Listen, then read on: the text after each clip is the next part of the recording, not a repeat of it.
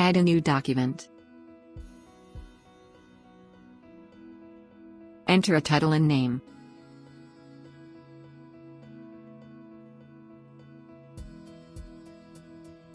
Create the document.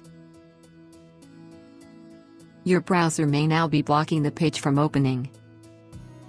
Access the pop-ups management section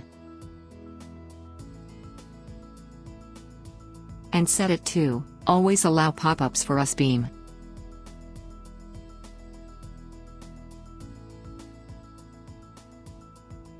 Again, add a new document. Enter title and name. Create the document. The browser will now allow the page to open correctly.